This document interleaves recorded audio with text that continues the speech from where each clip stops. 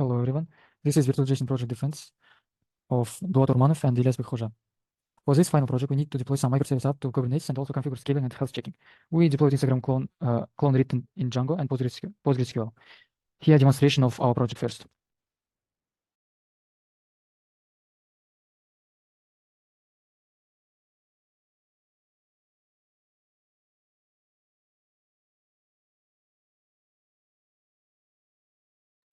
This is login page, and I already created 3 users to make easy demonstration.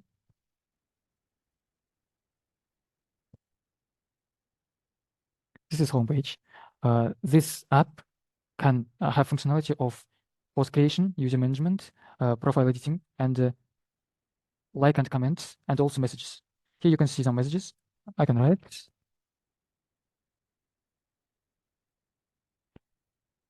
And it's stored in database too. Now let's Dockerize it.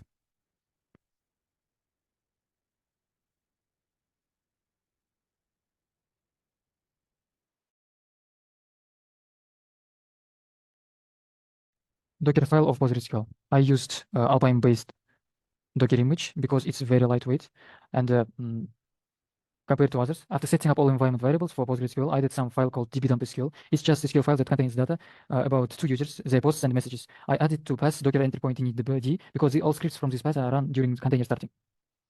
Let's try to create Docker image.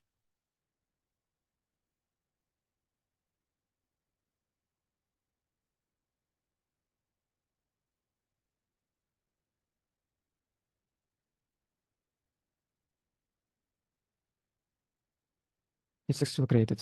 Now let's talk about Docker file of Django application. This is Django apps Docker file. It's called app. Here I'm using Alpine-based Docker image 2 as base image because it's very lightweight, as I said before. For best practice, I organize all my code in app directory. First, I install all dependencies that are stored in the requirements 60 file because each my command creates new Docker layers and it is stored as stack that data structure. And if I will put some installing command after copying all project files, changing my code will trigger copy dot command and it will install all dependencies again and again. So copying files after installing dependencies is better practice. After I give executable permissions for app entry point.sh script file. This file will be my entry point because it starts application. Here's the script itself. Basically, the Django app is started by Python manage.py run server command, but I put it in script file because I need to run migrations before.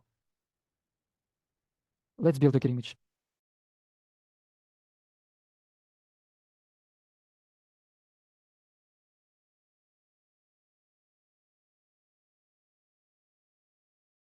Docker image is successfully built, and I need to push both of these Docker images to Docker Hub, but I already did it. And if I do this now, it will take so much time. So don't bother about it. Let's start Kubernetes configurations.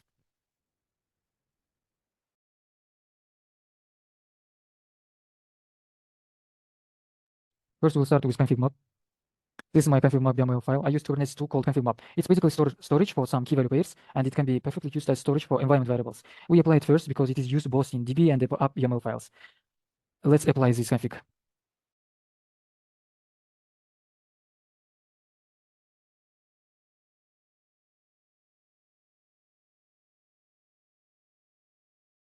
Here you can see that it's successfully deployed. Now Dulat will continue.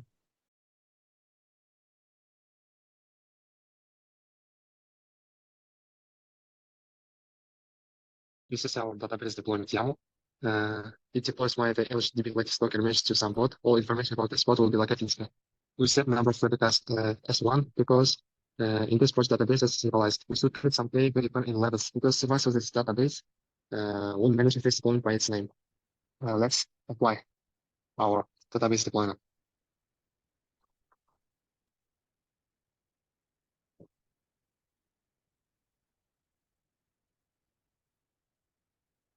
If you can see, our database is running. And if you wonder why we need service on pods by default private and inaccessible, so we create Kubernetes resource called service to expose them. Let's look to the DB service. This is DB service YAML. In selector, we push the service to DB deployment. The value that was specified on levels as you remember. Port type PostgreSQL default port 5432. Let's apply it also.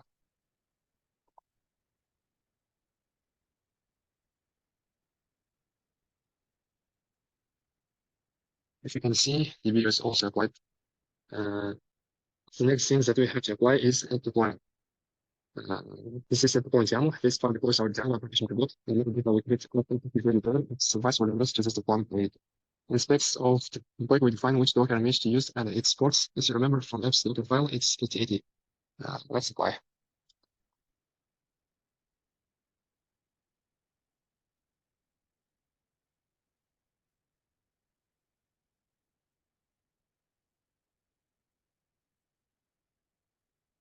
As you can see, app is also applied. Let's look further to app serverless. This serverless exposes app support to external IP address on the same port 8080. We use load balance back. It specifies that Kubernetes load balance should be used to expose app.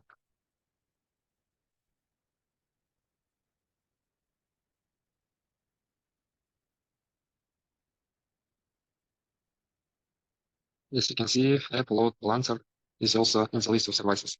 The next thing that you have to look is HBA. For autoscaling, we use HBA, horizontal but autoscale. Depending on the CPU utilization, it will increase or decrease the amount of code from 1 to 5. Let's apply.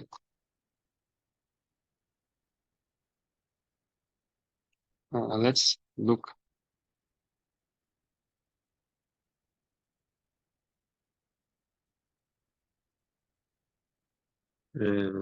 It starts to increase the replicas if the utilization of CPU is higher than 70. All of it's used to optimize the usage of resources and to make effective the application load.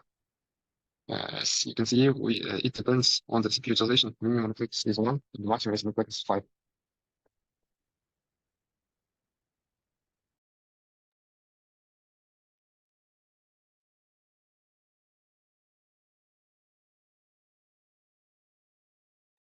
Okay, my teammate showed all configuration comments, and the last one is ingress. As you can see, I don't have any ingress here, and its configuration file looks like this.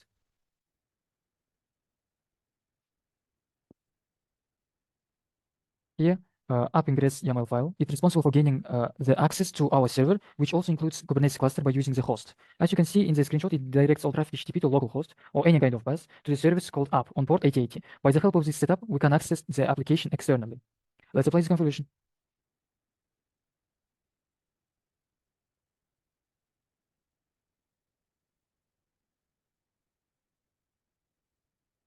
After this configuration is correct and I applied successfully, now let's run command minikube tunneled, so ingress will start working.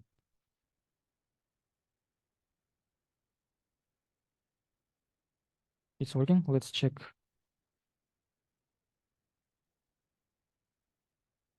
Here you are. And I already said that I created new 2 users.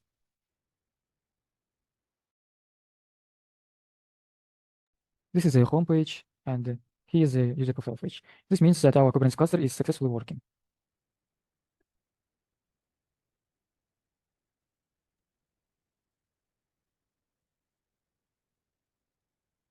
I'm going to show self-healing capabilities of Kubernetes. In order to do that, I added Linux prop to the deployment, as you can see. I created a simulate flavor end, which is in default false. In terminal, I set the end to the true. Then after that, I'm going to check the box.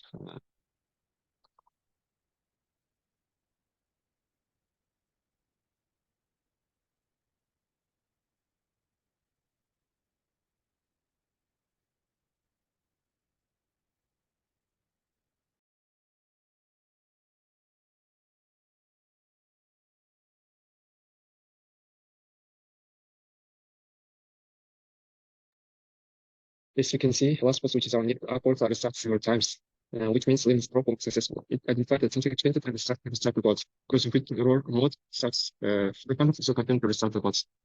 This problem successfully shows the implementation in the management of a robust, stable web application and the database connected to this web application using Kubernetes and Docker. That's all. Thank you for your attention. Goodbye.